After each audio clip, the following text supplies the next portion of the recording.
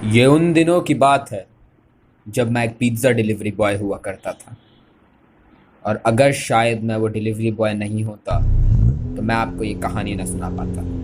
उस रात मैं पिज़्ज़ा डिलीवरी करने जा रहा था। ये शायद अब तक की सबसे दूर लोकेशन थी जहां मैं डिलीवरी करने जा रहा था। और हमारी कंपनी की 20 मिनट के अंदर पिज़्ज़ा पहुंचाने की पॉलिसी थी। मेरे पास 4 लार्ज पिज़्ज़ा थे। मुझे लगा ये बहुत बड़ी पार्टी होगी तो टिप भी बहुत अच्छा मिलेगा मुझे। रास्ता ढूंढते ढूंढते मैं उस अंधेरी रात में बताए गए पते पर पहुंचा। लोकेशन पर एक बहुत ही बड़ा बंगला था जो दिखने में बहुत सालों पुराना लग रहा था। उस बंगले में किसी भी तरह की कोई लाइट्स नहीं थी। मैंने अपनी गाड़ी रोकी और बॉस को फ़ोन किया। मैंने उनसे कहा कि क्या आप प्लीज़ मुझे एड्रेस चेक करके बता सकते हैं कि मैं सही जगह पर हूँ या नहीं। उन्होंने मुझसे कहा कि हाँ, मैं बिल्कुल सही जगह पर हूँ। और उन्होंने मुझे दरवाज़ा खटखटा कर चेक करने को कहा।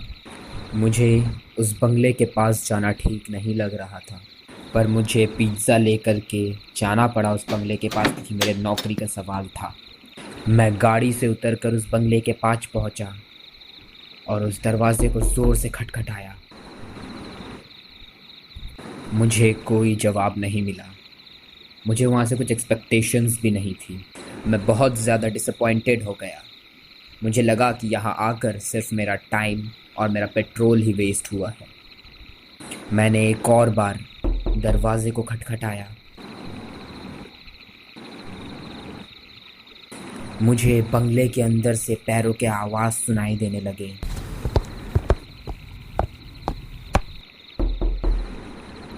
ठीक उसी टाइम मैंने फिर से नॉक किया और अचानक सब कुछ शांत हो गया। अब मुझे यहाँ बहुत ही ज़्यादा अजीब लग रहा था। और इससे पहले कि मैं पीछे मुड़ूँ, मैंने उस बंगले की जंगले में कुछ देखा। कोई उस खिड़की से मेरी ओर देख रहा था।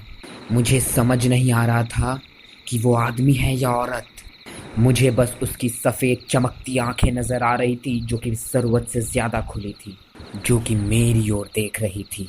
ये देखते ही मेरे हाथों से पिज़्ज़ा गिर गया और मैं गाड़ी में जा बैठा। मेरी गाड़ी स्टार्ट नहीं हो रही थी। मैंने 2 बार कोशिश की पर चालू नहीं हुई। हाँ, तीसरी बार में मेरी गाड़ी चालू हो गई।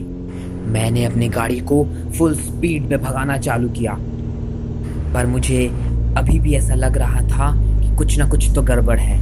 अचानक मेरे गाड़ी में कंपन चालू हो गई और एक अजीब से आवाज़ के साथ मेरी गाड़ी रुक गई। मेरी गाड़ी स्लाइड करते हुए कुछ मीटर दूर जाके रुकी। मैं गाड़ी से बाहर निकला ताकि जान सकूं कि गड़बड़ क्या है। और गाड़ी से निकलते ही मैंने जो देखा उससे मेरी आंखें फटी की फटी रह गई। मेरे गाड़ी के चक्कों से किसी ने टायर्स निकाल लिया था और जो बचा था वो था बस रिंग। और ये मेरे चारों टायर्स के साथ हुआ था। और तब मुझे एहसास हुआ कि ये उस वक्त किसी ने किया होगा जब मैं उस बिल्डिंग में पिज़्ज़ा डिलीवर करने गया था। मैं गाड़ी में दरवाज़ा बंद करके बैठ गया। मैं अब भी उस बंगले के इतने करीब था कि सिर घुमाते ही उस बंगले को देख सकता था। हालांकि कुछ पेड़ों ने व्यू को ब्लॉक कर रखा था।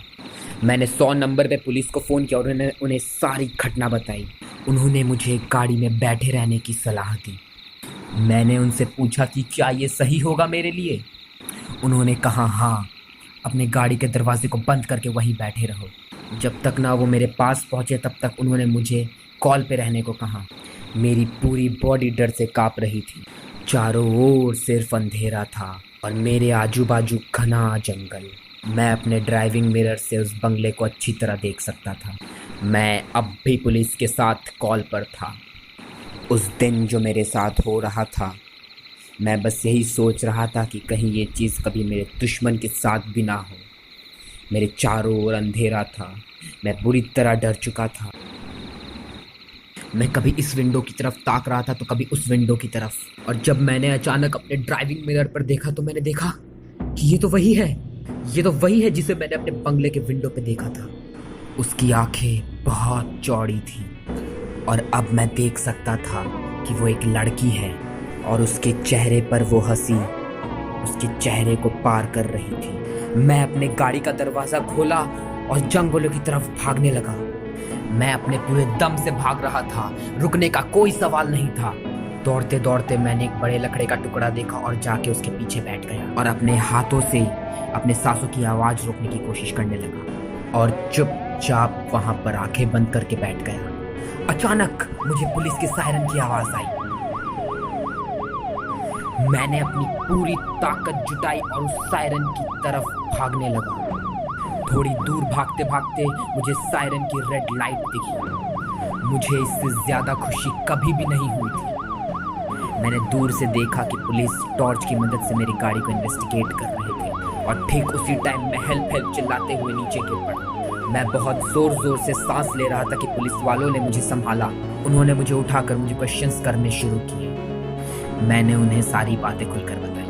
हम गाड़ी से वापस उस बंगले की तरफ गए और उन ऑफिसर्स ने बंगले की तलाशी लेनी शुरू की। अंदर से उन्हें कुछ खास नहीं मिला। उनके हाथ बस कुछ औजार लगे जिन्हें गाड़ी का टायर निकालने के लिए इस्तेमाल किया जाता है। पुलिस वालों ने कहा कि ये शायद किसी की शरारत होगी, पर वो तो मुझे ही मालूम था कि मैंने क्या देखा था।